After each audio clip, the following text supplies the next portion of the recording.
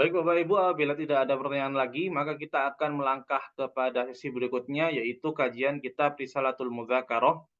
Tadi sore, alhamdulillah, Bapak Ahmad Mujahid sudah datang di tengah-tengah kita di sini.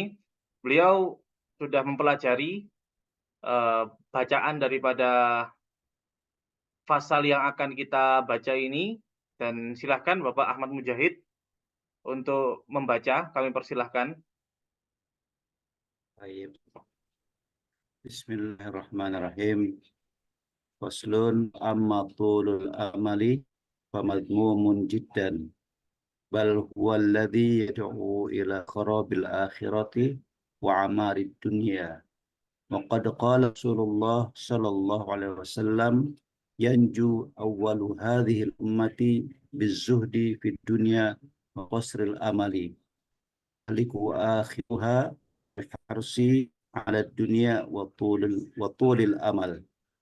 Wa qala alaihi salatu wassalam minasyai ta'un jumudul aini suatul qalbi wal harsi tulil amali. Wa min du'aihi alaihi salatu wassalam a'udzu bika min amalin yulhini.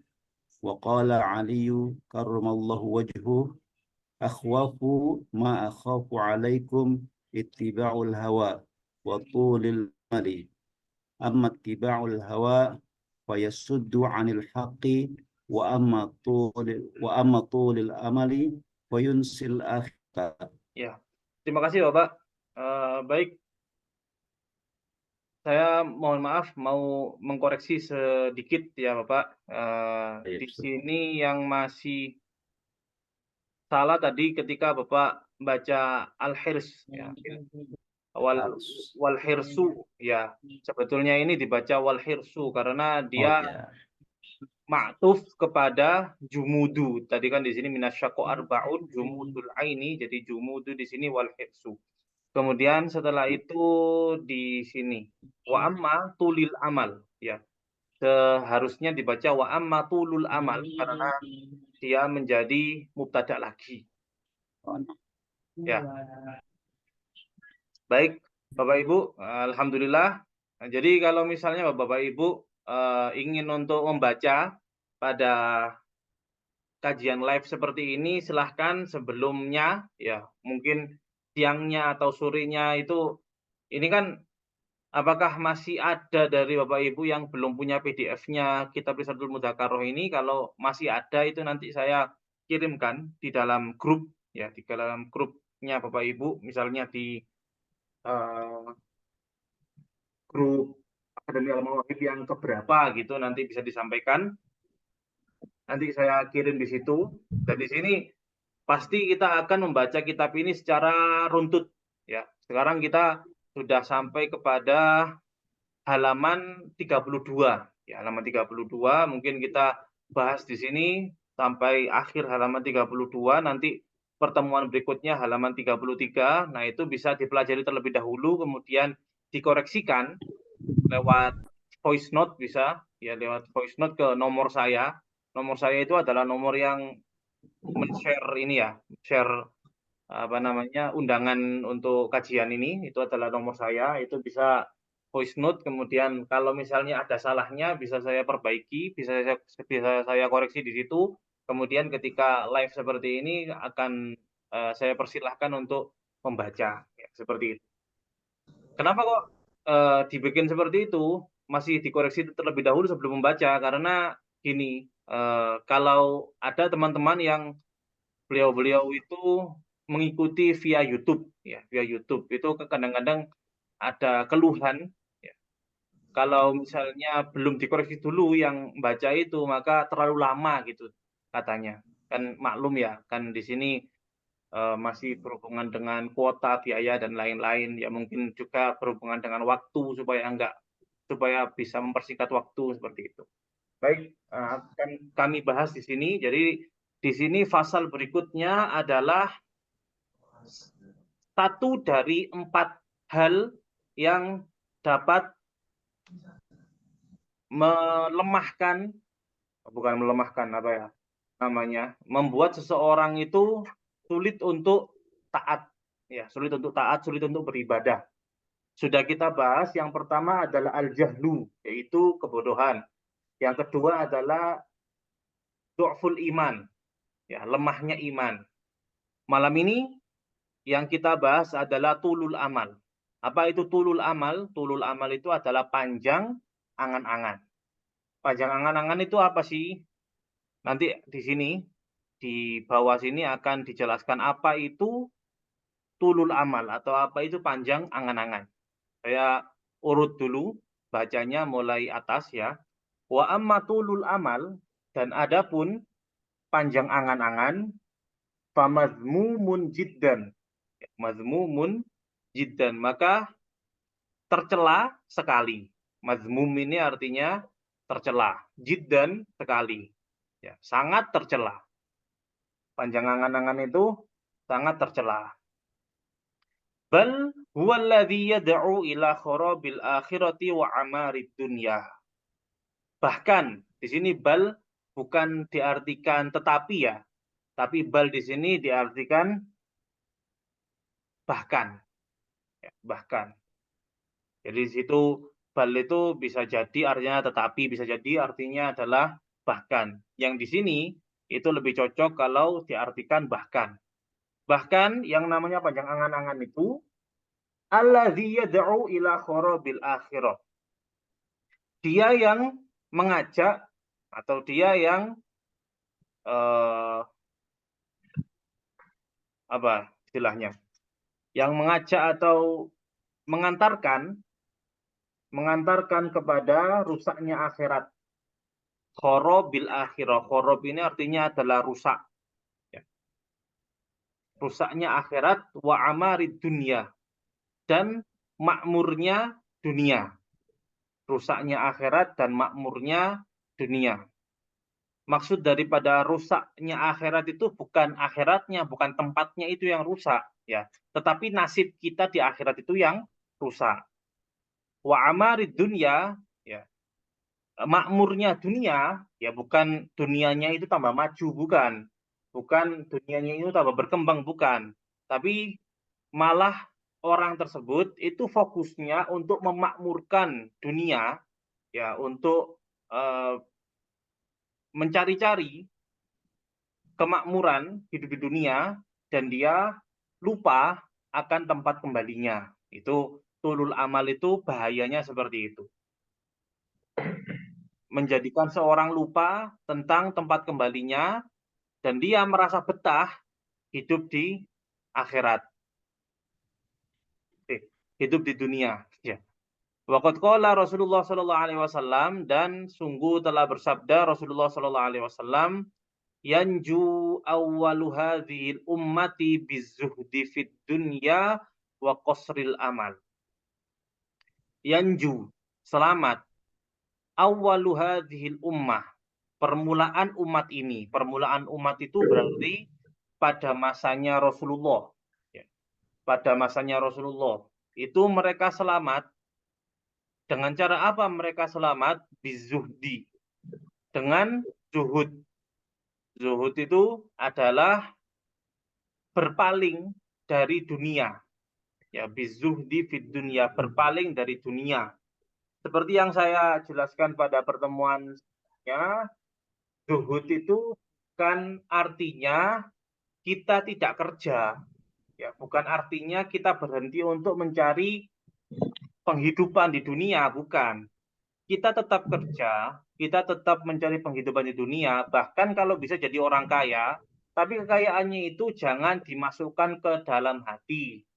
Kekayaannya itu cukup di tangan dan di saku saja, tidak usah dimasukkan ke dalam hati.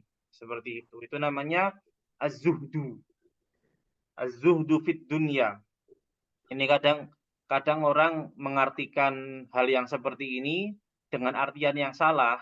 Ya, dengan artian yang salah. Jadi zuhud itu kemudian dia membawa dia kepada malas kerja, tidak mau untuk berusaha, dengan dalih apa? Dengan dalih zuhud. Nah, ini merupakan suatu pemikiran yang salah. Zuhud itu adalah hatinya yang tidak terpaut kepada dunia, meskipun dia itu bergelimangan harta. Seperti itu. Bizuhdi fid dunya wa qasril amal. Dan pendeknya angan-angan. Jadi selamat Rasulullah, para sahabatnya itu mereka selamat dengan zuhud di dalam dunia dan pendeknya angan-angan. Pendeknya angan-angan itu apa? Jadi mereka sudah tahu porsinya masing-masing. Kapan mereka itu beribadah dan kapan mereka itu sibuk di dalam urusan dunia. Ya. Mereka beribadah seakan-akan besok akan meninggal dunia.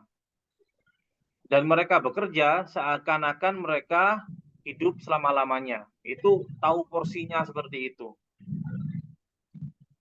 Kalau mereka itu tidak zuhud, maka tidak mungkin mereka mau untuk berjuang, perang bersama Rasulullah SAW, meninggalkan hartanya, meninggalkan istrinya, meninggalkan anaknya. Tidak akan mereka melakukan hal tersebut kalau mereka itu bukan termasuk orang-orang yang zuhud.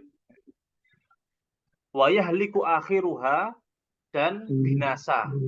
Ya, binasa atau hancur. Akhir dari umat ini, ya, akhir hadhil ummah, akhir dari umat ini bil hirsi, karena sebab al hirs, rakus. Al hirs itu rakus.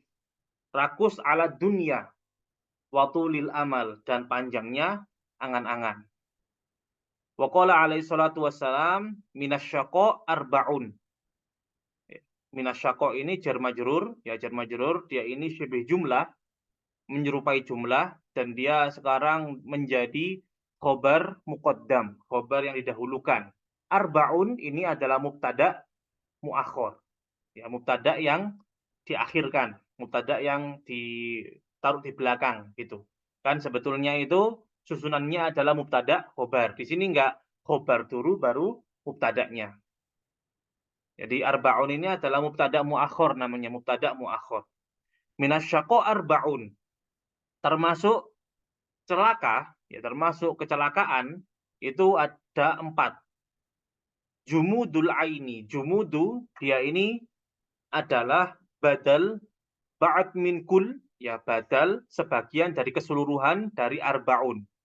Ya ini jumudu, makanya di sini dibaca rofa, karena arba'un juga rofa, badal itu kan ikut kepada mubdal minhunya, ya, ikut kepada yang dibadali. Ya, jadi kalau yang dibadali itu rofa, maka jumudu juga rofa. Jumudul aini, termasuk tanda celaka itu ada 4. Yang pertama adalah jumudul aini. Jumud itu apa? Padat. Ya, jumud itu artinya adalah padat. Padat itu apa? Padat itu yang padat apanya? Yang padat itu matanya. Kenapa kok matanya padat? Tidak pernah menangis. Ya, tidak pernah menangis. Menangisnya seorang mukmin itu adalah karena takut kepada Allah Ta'ala. Menangisnya seorang mukmin itu adalah karena takut kepada Allah Ta'ala. Atau membayangkan akan panjangnya perjalanan kehidupan setelah kehidupan dunia.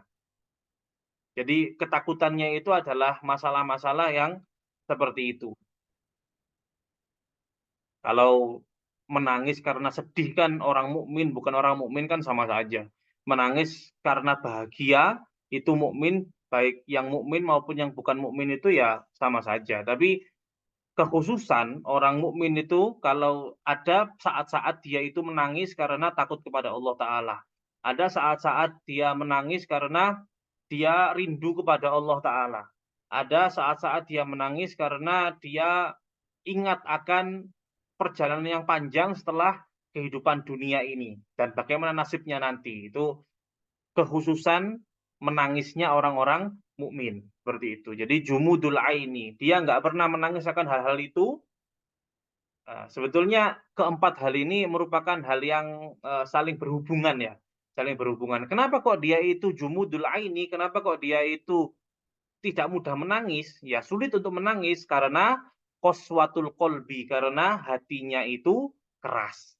Ya, wa qaswatul qalbi, dan kerasnya hati. Kerasnya hati itu juga termasuk tanda celaka. Termasuk tanda celaka. Nanti qaswatul qalbi ini atau kerasnya hati ini bisa diukur dengan mudah nggak dia untuk menangis karena Allah Ta'ala. Seperti itu. Jumudul aini wa qaswatul qalbi, dan hati yang keras. Hati yang keras itu bisa dia itu punya beberapa indikator. Ya. Punya beberapa indikator. Di antaranya adalah dinasehati semacam apapun, tidak akan masuk nasihat tersebut di dalam hatinya. Ya, dia seorang yang misalnya suka melanggar, ya, suka melanggar, kemudian dinasihati seperti apapun, diberikan ancaman seperti apapun, dia tetap melanggar. Itu berarti sudah keras hatinya, tidak bisa menerima nasihat. Itu yang pertama. Kemudian termasuk dari tanda qaswatul qalbi juga tidak memiliki belas kasihan kepada orang lain. Ya. Apalagi sampai mendolimi kepada orang lain. Nah, itu juga termasuk tanda qaswatul qalbi. Kenapa kok orang itu bisa qaswatul qalbi? Ya, karena sebab al-hirsu, ya, wal hirsu, dan kerakusan. Rakus ini apa? Ya, rakus akan kehidupan dunia. Ya, sehingga makruh maupun haram itu dia sikat saja. Ya. Yang syubhat-syubhat yang tidak jelas-jelas itu dia sikat saja. Karena apa? Karena dia al-hirsu, dia rakus seperti itu. Dan kerakusan itu berpengaruh kepada hati. Ya.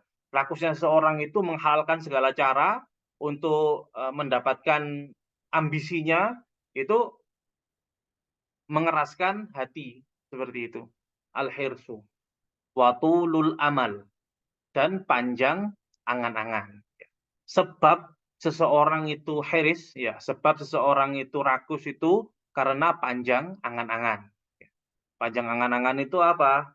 Seakan-akan dia hidup selama-lamanya, sehingga dia menumpuk harta sebanyak-banyaknya. Meskipun dengan cara yang curang, tidak masalah. Pokoknya dia punya harta yang sebanyak-banyaknya. Dan itu menyebabkan seseorang itu hatinya keras. Sehingga kemudian dia akan cenderung zalim kepada orang lain, tak punya belas kasihan kepada orang lain. Ya. Dan itu merupakan ada tandanya, yaitu adalah jumudul ain. Matanya ini tidak gampang terenyuh, tidak gampang menangis karena Allah Ta'ala. Seperti itu. Wa min du'aihi alaihi salatu wassalam, dan termasuk dari doanya Rasulullah sallallahu alaihi wasallam, a'udzu bika min kulli amalin yulhini. Aku berlindung bika, denganmu.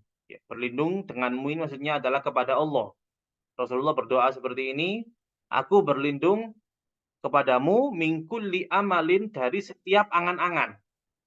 Dari setiap angan-angan yulhini, yang melalaikan aku. Yulhi dari asal kata alha. Alha kumut takatsur. Ya, di situ alha.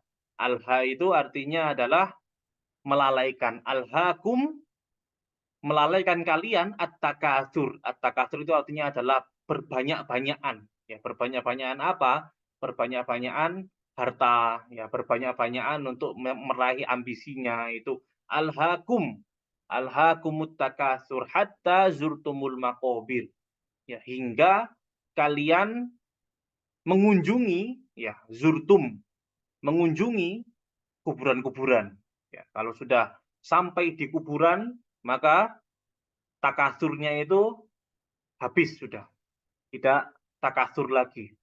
Seperti itu. Rasulullah SAW itu di dalam salah satu hadisnya itu beliau menjelaskan yang kurang lebih artinya adalah seseorang yang dia itu rakus terhadap dunia, maka dia akan terus-menerus mencari dunia dan tidak akan kenyang-kenyang untuk mencari dunia sampai mulutnya ini dijejali dengan tanah kuburan, ya.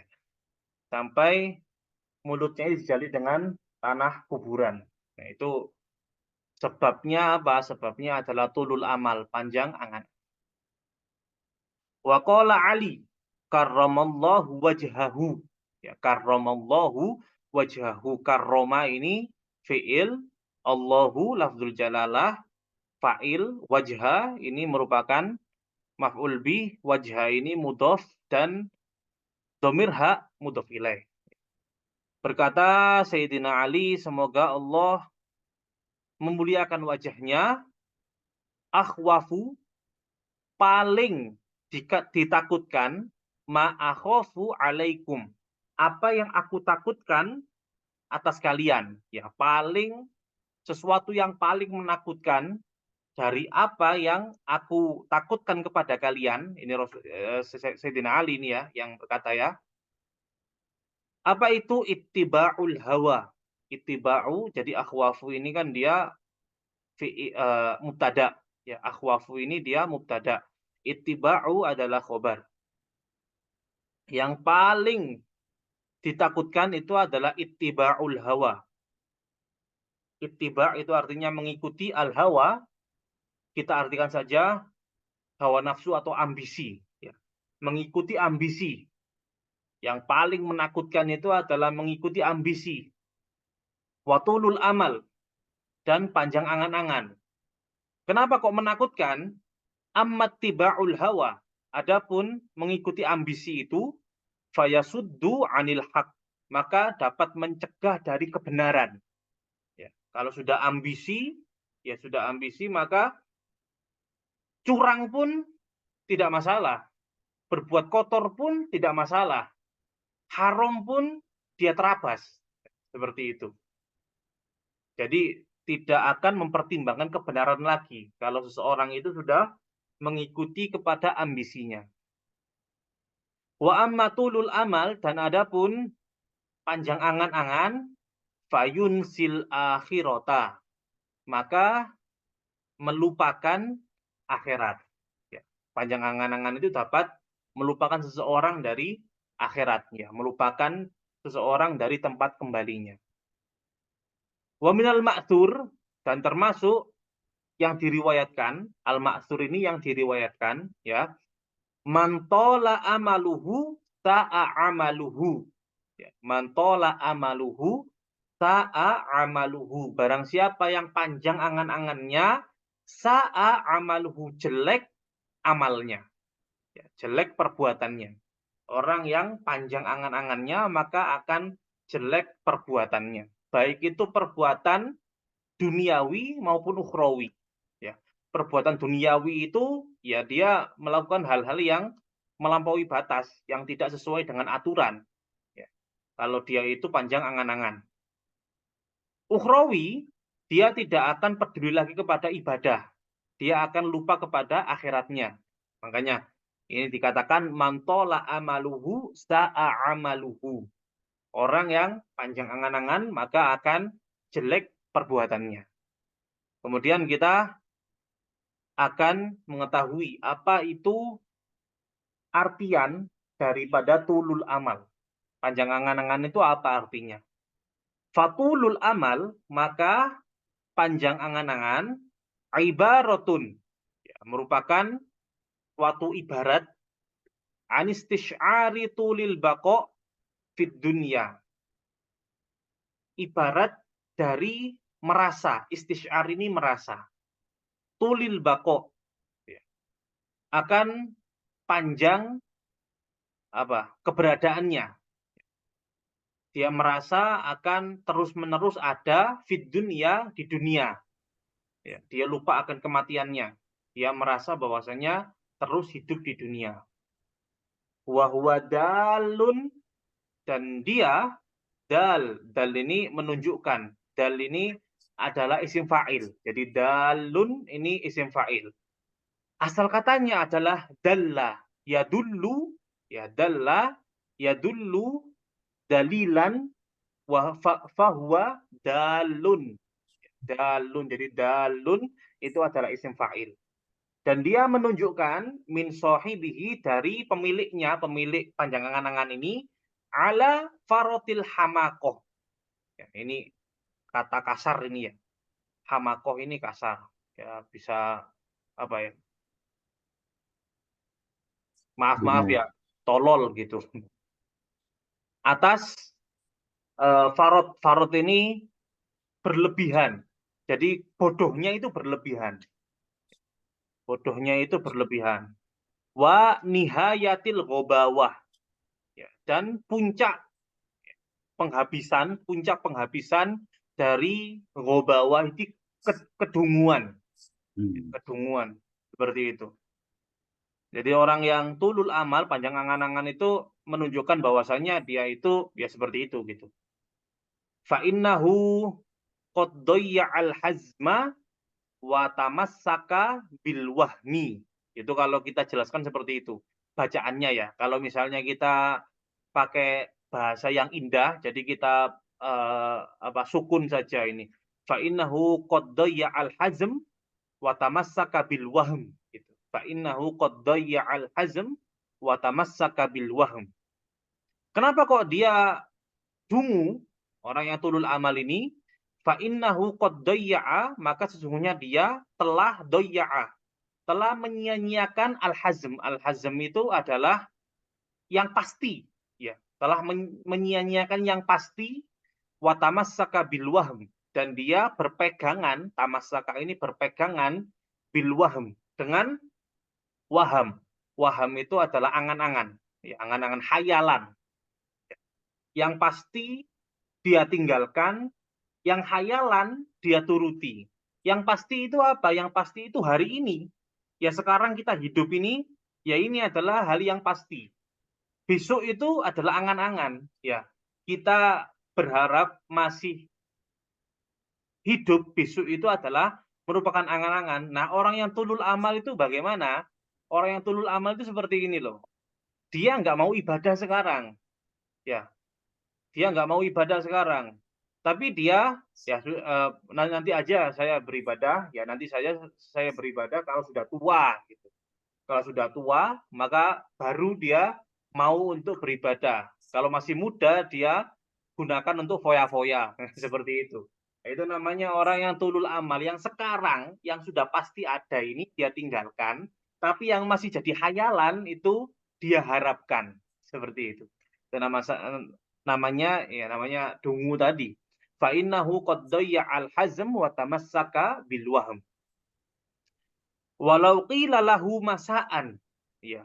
Dan seandainya dikatakan kepadanya, dikatakan lahu kepadanya masaan, ini dzaraf zaman ya, masaan pada sore hari, hal tafiqu bil baqa'i ila sobah, hal apakah tafiqu kamu percaya bil baqa' dengan tetapnya itu maksudnya apakah kamu percaya kamu hidup ya ila sobah sampai pagi hari, au sobahan atau dikatakan kepadanya pada waktu pagi hari, hal tafiqu bil baqa'i ilal masa, laqala la, ya.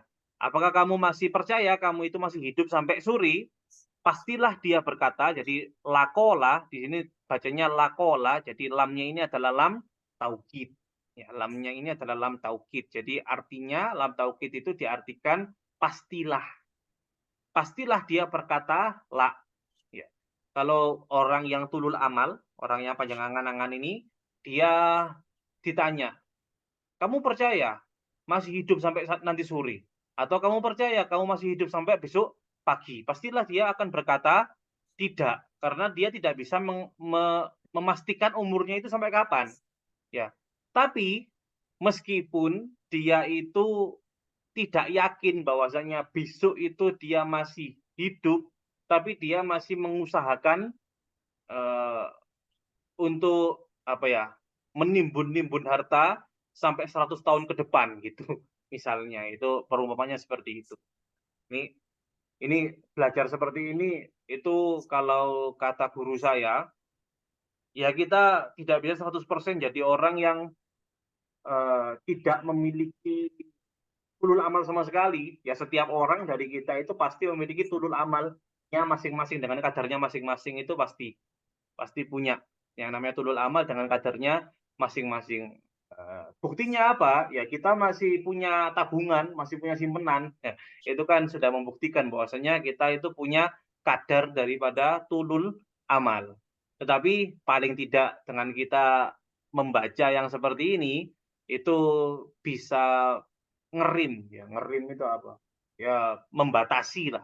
Membatasi diri kita dan kita ingat lagi bahwasanya kita ini memiliki kehidupan setelah kehidupan ini. Jadi jangan sampai sibuknya kita di dalam menabung itu melalaikan kita dari bersedekah misalnya, ya, dan lain-lain. Dan juga untuk mencari tabungan itu jangan dari jalan-jalan yang tidak diridhoi oleh Allah Ta'ala, karena hal tersebut akan menjadi beban kita di hadapan Allah Subhanahu wa Ta'ala. Ini adalah yang kita pelajari satu halaman. Alhamdulillah pada malam hari ini Risalatul Mudzakarah. Mungkin Bapak Ibu kalau misalnya ada pertanyaan, ada komentar, ada sanggahan atau ada protes misalnya, kami persilahkan. Saya Ustaz. Iya, silakan Bapak. Assalamualaikum. Assalamualaikum warahmatullahi wabarakatuh. Waalaikumsalam. Tadi Ustaz bilang PDF Risalatul Mudzakarah ini saya ke apa itu grup yang ke-15. Mungkin belum ada di sana, tolong nanti dikirimkan. Oh, dari grup mana Bapak? Grup Yang ke-15, 15. angkatan 15. 15A ya, 15A. 15A. Ya. Oh, Bapak Udin ini yang sakit tadi ya? Lekas sembuh, Pak. Yang kedua yang saya tanyakan Ustaz, ya, terkait dengan yang kita bahas hadis ini, tadi ada tulul amal dan rakus tadi. Ada kalau tidak salah di hadis, kalau tidak salah ini Ustaz ya, mohon maaf ini, ar-rasi wal murtasi itu Ustaz. Iya, kenapa Pak? Yang sekarang ini kayaknya saya bingung ini Ustaz. Dalam hati saya boleh dikatakan sedang terjadi. Dia tahu bahwa itu dia haram, bahkan hadis. Dia sudah tahu kelas Ustaz ini. Tapi tidak dia kerjakan itu. Bagaimana ini? Apakah dia lemah iman atau bodoh atau dan lain-lain? Semuanya ini Ustaz sekarang. Nah, ini mohon penjelasan. Ini konteksnya di dalam apa Bapak ya? Ini konteksnya dia suap itu yang modelnya seperti apa? Karena gini, di dalam yang kita pelajari, ya di dalam hukum-hukum fikih itu yang kita pelajari bahwasanya makna daripada suap, ya makna daripada suap itu adalah sesuatu yang diberikan kepada seseorang untuk membenarkan kesalahan atau menyalahkan kebenaran, ya, untuk membenarkan kesalahan atau menyalahkan kebenaran. Itu adalah definisi daripada suap. Itu adalah definisi daripada suap. Kemudian setelah itu suap itu dalam keadaan normal, dalam keadaan lapang tidak boleh. Tetapi kalau misalnya dalam keadaan terdesak, maksudnya apa terdesak? Tidak bisa kita sampai kepada hak kita, ya tidak bisa kita sampai kepada hak kita kecuali dengan cara suap. Itu kan juga umum di dalam kehidupan kita sehari-hari ya. Tidak bisa kita mendapatkan hak kita, kadang dipersulit. Kita ngurus apa gini dipersulit. Kalau nggak ada pelicinnya, kan ada seperti itu. Nah, itu suap di situ yang di dalam masalah ini, di dalam keterdesakan ini, itu bisa dibenarkan. Jadi ini dibolehkan bagi orang yang memberikannya, tetapi bagi orang yang menerimanya tetap berdosa. Seperti itu. Jadi fikih itu fleksibel seperti itu Bapak ya. Fleksibel Ya. seperti itu, jadi ada batasannya, tidak boleh kita berlebihan di dalam. Jadi makanya saya tanya dulu konteksnya itu seperti apa. Ya, konteksnya itu seperti apa? Apakah sesuai dengan definisi tersebut atau seperti apa? Kalau misalnya yang dibicarakan itu adalah masalah uang yang diberikan kepada orang-orang saat pemilu, ya, saat Nah, pemilu. iya, ini maksud saya. Ini maksud saya. Lagi rame nih.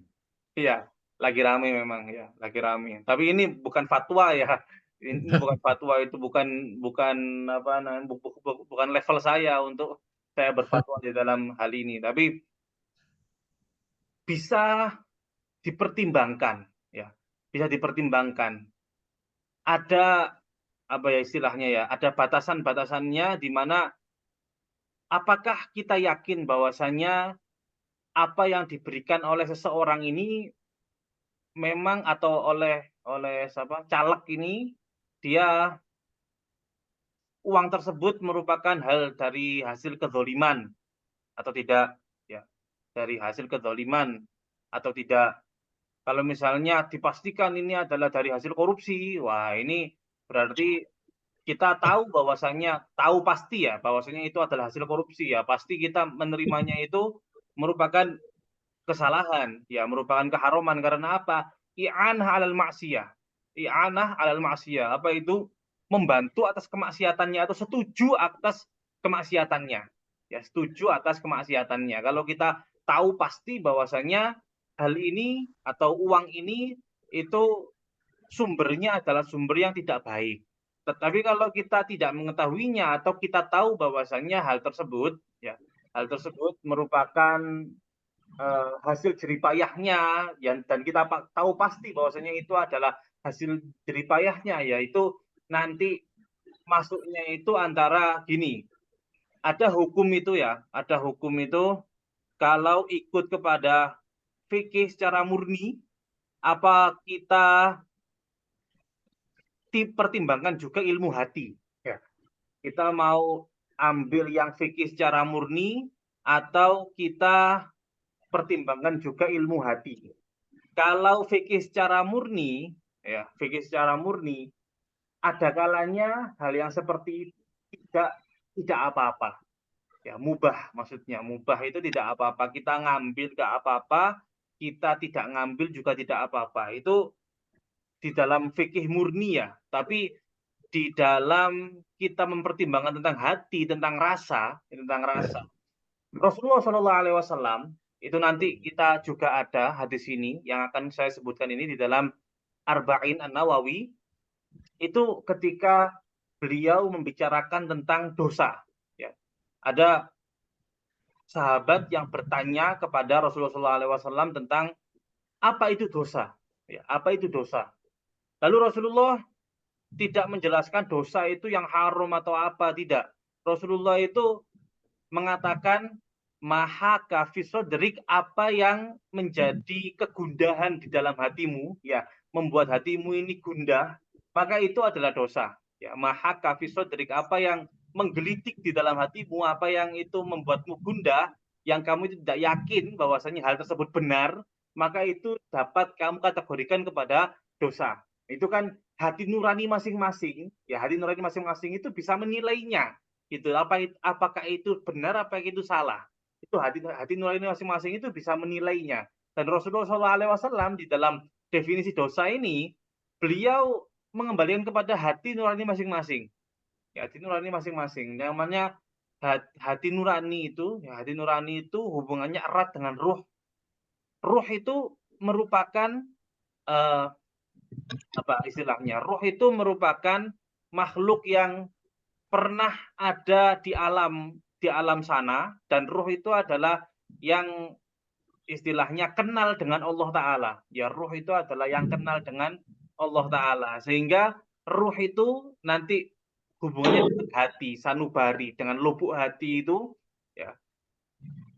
Orang tidak akan bisa membohongi hatinya meskipun dia bisa berkata bohong di mulutnya, tapi dia tidak akan bisa membohongi hatinya seperti itu. Jadi ya di dalam apa fenomena yang terjadi di dalam masyarakat kita baru-baru ini, yaitu tinggal ditanyakan saja kepada hatinya, ya dalam hati, lubuk hati yang terdalam itu tinggal ditanyakan saja apakah ini benar atau ini salah.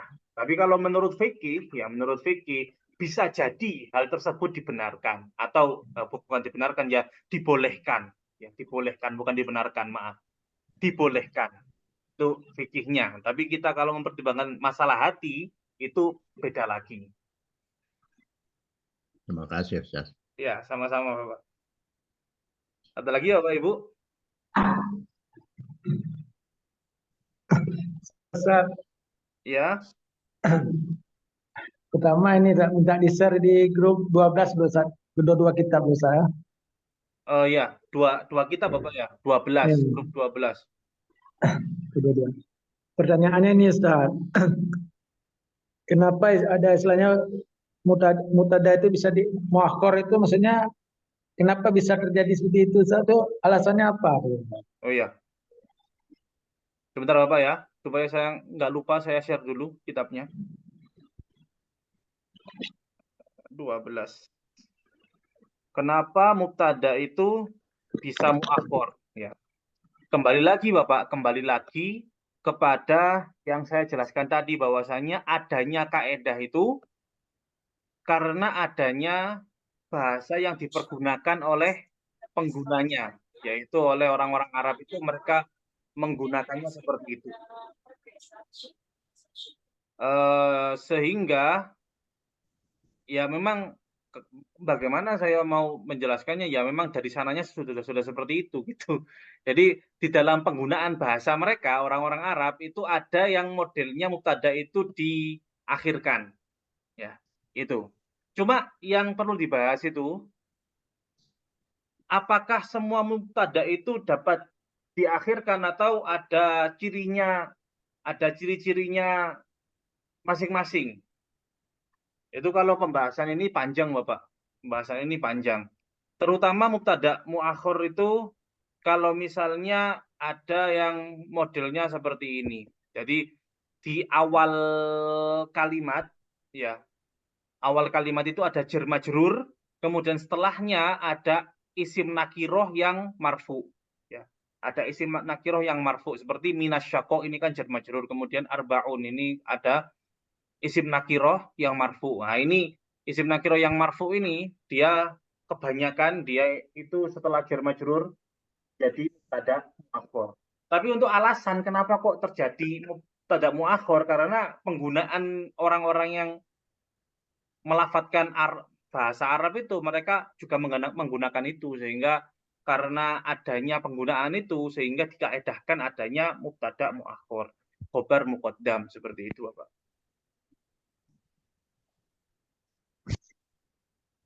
Bisa dipahami Bapak? Tadi siapa yang? Insya Allah Ustaz. Ya. Terima kasih Bapak. Ada lagi Bapak Ibu? Ya. Ya, silakan. Ya, yang pertama tentang zuhud tadi Ustaz. Jadi zuhud itu kan biasanya pakaiannya ya mungkin biasa, apa namanya tidak terlalu mewah. Apakah ini termasuk zuhud juga? Nah, terus yang kedua yang di nahwu ini di apa tadi disebutkan wa huwa dalun min sahibihi ala fartil hamaqah. Nah, ala farti saya belum terlalu membaca kalau suku kata yang seperti parotoh itu memang kalau dia isim memang disukun di tengahnya atau bagaimana kuncinya Ustaz, untuk membaca 3 huruf yang seperti itu. Ya. Pertanyaan yang pertama tentang zuhud. Ya. Zuhud itu adalah perilaku hati. Ya, zuhud itu adalah perilaku hati. Makanya saya ketika membahas tentang zuhud itu yang penting hatinya yang tidak terpaut akan hal-hal yang bersifat duniawi. Jadi itu bangsanya itu bangsa hati. bukan bangsa pakaian, bukan bangsa kendaraan, bukan bangsa yang lain-lain. Itu adalah bangsanya hati. Ada kalanya seseorang itu dia memakai pakaian yang bagus, ya, dia pakaian yang bagus, tapi hatinya itu zuhud. Kenapa kok dia pakai pakaian yang bagus? Rasulullah SAW di dalam salah satu hadisnya yang kurang lebih beliau mengatakan Allah itu suka untuk melihat bekas tanda kenikmatan di dalam seorang hamba. Ya, gampangannya gini, gampangannya. Jadi kalau misalnya Allah Ta'ala ini memberikan rezeki yang alhamdulillah luas bagi saya, kemudian saya memakai pakaian yang compang-camping, yang tambal-tambalan, itu kan namanya tidak bersyukur. Namanya tidak bersyukur. Nah, bersyukur itu bagaimana? Ya, bersyukur itu dengan kita menghormati diri kita. Ya, dengan kita menghormati diri kita. Supaya kita ini jadi orang yang apa istilahnya tetap berwibawa. Seorang muslim itu seharusnya dia itu berpenampilan dengan penampilan yang berwibawa. Supaya apa? Supaya orang yang non muslim itu bisa jadi dia itu dengan melihat orang muslim itu berpakaian rapi, necis, kemudian bagus, ya, indah gitu kan, dia bisa tertarik, Islam itu seperti ini. Coba kalau orang non muslim itu lihat kepada kita itu sudah nggak pernah mandi, kemudian pakaian compang-camping kan, jadi wah, Islam ini agama yang menjijikkan, jadinya gitu ya. Yang kena itu bukan kita, yang kena itu malah kepada agama kita. Jadi seperti itu. Kalau bisa muslim itu pakai pakaian yang berwibawa. Ya, tetapi meskipun pakaian yang berwibawa tergantung kepada niatnya. Niatnya itu seperti apa? Niatnya itu bukan untuk menonjolkan diri, tapi menunjukkan bahwasanya ini muslim itu seperti ini, rapi, bersih, bagus, indah, kan seperti itu. Guru-guru saya itu pasti beliau itu memperhatikan kepada kebersihan pakaiannya, memperhatikan kepada apa ya, pakaian itu pasti disetrika gitu maksudnya, pasti disetrika. Kemudian pakaian itu tidak sampai apa ya istilahnya memudar warnanya, itu sudah punya gantinya seperti itu. Karena apa? Karena mereka membawa ilmu. Mereka membawa ilmu. Yang mana ilmu itu juga harus dihormati. Jadi untuk pakaian kendaraan atau yang lain-lain itu yang penting kepada niatnya, bukan untuk menonjolkan diri, tetapi niatnya adalah untuk menghormati diri, seperti itu.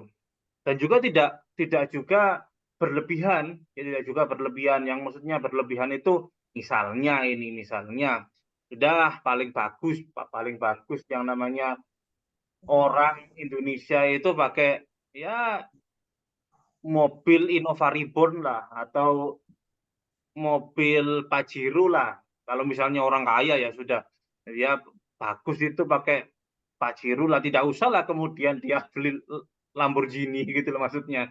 Ya biasa-biasa saja seperti umumnya orang. Meskipun dia menghormati diri tapi tidak berlebihan.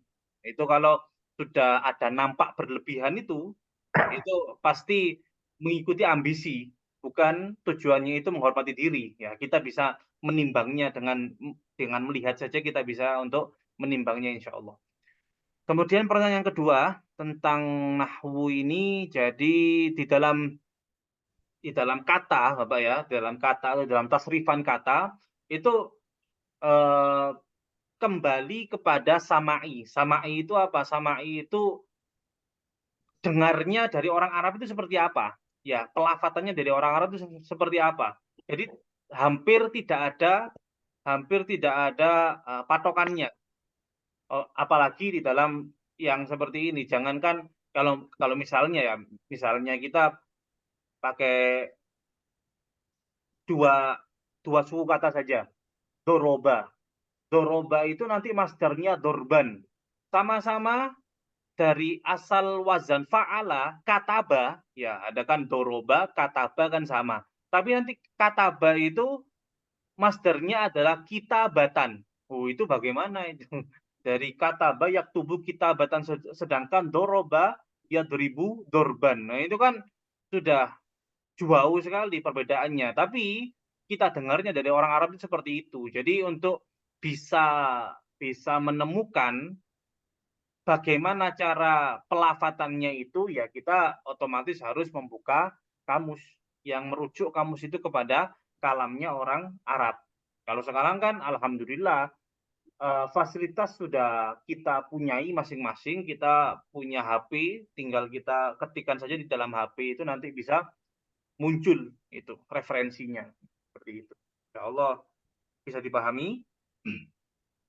Jazakallah khairan. Ya silakan Ibu Sofwati. Ya Ustazah, ya Ustaz. Mau nanya itu yang jumudul amal. Ya, saya selama ini ngertinya yang namanya jumudul amal itu pandangan sempit. Artinya nggak mau tahu, pokoknya pendek akal lah gitu Ustaz.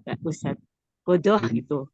Jadi saya minta diperjelas lagi yang di jumudul amal biar saya tidak salah pandangan. Iya. Kasih. Mungkin yang Ibu tadi katakan jumudul amal itu mungkin jumudul akal mungkin Ibu. Jumudul akal itu akalnya tidak dapat melebar. Tapi kalau di sini versinya jumudul ain. Ya, kalau jumudul ain, ya jumud itu artinya padat atau beku, ya. Jumud itu artinya padat atau beku. Kalau misalnya kita katakan jumudul akal, berarti akalnya itu beku. Akalnya itu beku itu berarti dia tidak dapat berkembang, tidak luas pandangannya seperti itu. Tapi kalau jumudul ain itu matanya yang beku. Maksudnya apa? Tidak pernah dia itu menangis karena Allah Ta'ala. Seperti itu Ibu yang bisa saya sampaikan. Oh ya Ustaz. Ya, mantap. Terima kasih. Ya, Jazakumullah. Amin. Oh iya. Ada lagi Bapak Ibu? Halo Ustaz. Assalamualaikum. Ya, silakan. Waalaikumsalam warahmatullahi wabarakatuh. Itu apakah kalau ulama itu kan mungkin identik ke itu ya, apa sih, ke dunia ya mungkin ya. Ramadan. Kenapa? Tulul amal. Tulul amal. Iya. Panjang angan-angan. Ya. Panjang angan-angan itu ya seperti yang disebutkan di dunia ya. Ya, sebutan di dalam definisinya tadi di bawah ini yaitu istisyar tulil baqo fid dunia. Ya, dia merasa bahwasanya akan panjang kehidupannya di dunia. Gitu. Tapi pertanyaan kalau misalkan dia ada cita-cita gitu, itu apakah cita-citanya tapi mungkin belajar, misalkan ingin belajar di Madinah atau di Mesir gitu, itu apakah termasuk panjang angan atau gimana? Padahal dia juga sebenarnya belum ada kemampuan baik segi biaya maupun dan lain-lain gitu. Termasuk itu. Untuk hal yang seperti itu, ya, untuk hal yang seperti itu kan melalaikan dia. Masalahnya itu di situ, tidak melalaikan dia dari kehidupan akhirat. Yang disebut di sini adalah sampai dia itu lupa akan tempat kembalinya, ya kan? Lupa akan tempat kembalinya. Yang mana lupa akan tempat kembali itu bisa membuat dia jadi jelek perbuatannya. Tapi kalau misalnya ada angan-angan cita-cita untuk belajar dan lain sebagainya, ya misalnya ada orang ini dia semangat untuk bekerja, tapi tujuan bekerjanya ini adalah untuk hal-hal yang jadi prioritas di dalam kewajibannya, misalnya apa? Menafkahi anak istrinya, berbakti kepada orang tuanya, itu kan bukan hal yang melalaikan dia, malah itu adalah merupakan hal yang masuk di dalam ketaatan kepada Allah Ta'ala. sama-sama ya. Sama-sama seorang itu kerja, sama-sama orang itu dia cari uang, Cari uang sama-sama dunia. cari uang, tapi tergantung kepada niatnya. Ini Imam Abdul Haddad juga di dalam kitab Nasaid Diniyah ada ibarat, ada ungkapan yang saya hafal ya. Kam min amalin yatasawwaru bi surati amalid dunya fasoro amal al-akhirah bi husnin niyyah. Berapa banyak amal ibadah yang dia itu nampaknya itu adalah amalan dunia, tapi dia sebenarnya adalah amal akhirat. Karena apa? Karena niat yang baik. Oh gitu. Seperti itu. Ya, jazakallah Ustaz. Amin. Baik Bapak Ibu, insya Allah apa yang kita petik hikmah-hikmah pada malam hari ini dapat menjadi kemanfaatan dalam kehidupan kita dunia dan akhirat. Dan semoga dapat menambah kedekatan kita dengan Allah Subhanahu wa taala, menjadi bekal kita untuk hidup di dunia, fit dunia hasanah, fil akhirati hasanah. Amin. Dunia baik, di akhirat baik, bahagia dunia, bahagia akhirat, selamat dunia, selamat akhirat, dan keberkahan daripada pertemuan kita ini akan menjalar kepada diri kita, kepada anak-anak kita, kepada keluarga kita, kepada tetangga-tetangga kita, sehingga semuanya jadikan orang-orang yang baik, jadikan orang-orang yang taat kepada Allah, jadikan orang-orang yang mengikuti sunnah Rasulullah SAW. Amin. Ala hadhihi niyyah wa kulli niyyah min niyatin salihah jami'al khairid dunya wa na'amil akhirah. Al-Fatihah.